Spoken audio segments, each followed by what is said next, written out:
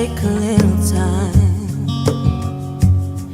little time to think things over.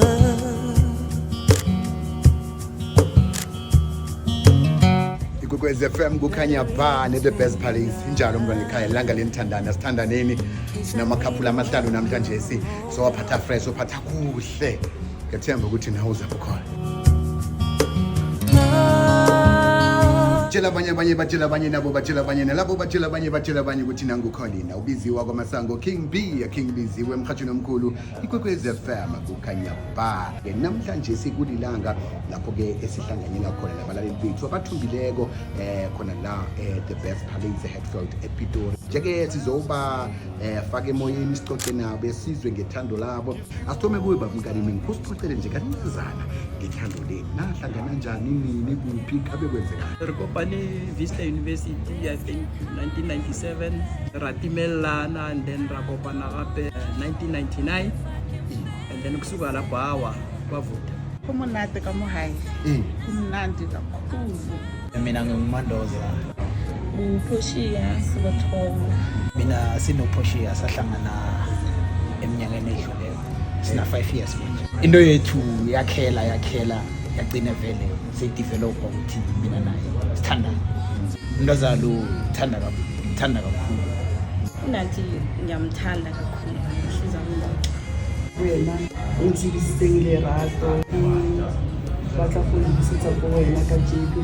Ke a buya lerato tla biletsela la. Kubheki. Sahlangane high school 2018. Namhlanje sisasethugela umntwana ona 3 years. Ngizimthanda nje ukuthi ngiyamthanda and ngiyam-appreciate ngazo zonke izinto angenzele zona. I've got nowhere left to hide. It looks like love has finally found me.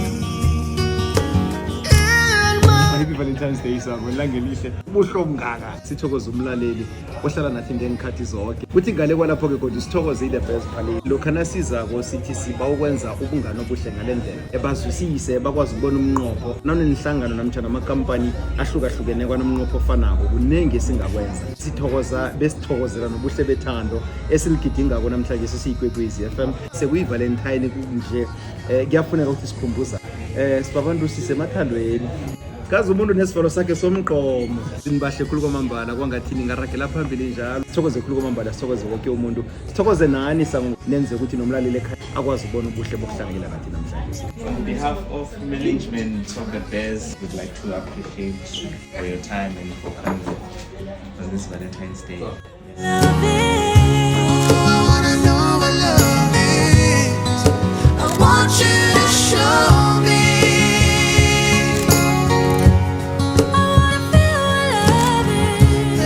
On behalf of Ikwekwezi FM and the SABC at large, we would like to express our gratitude. We are excited about this partnership and we actually are seeing the beauty that comes with it. We are definitely sure it is going to grow in leaps and bounds now that you guys are closer and closer to home. So thank you so much. We really appreciate it. Thank you. Ikwekwezi FM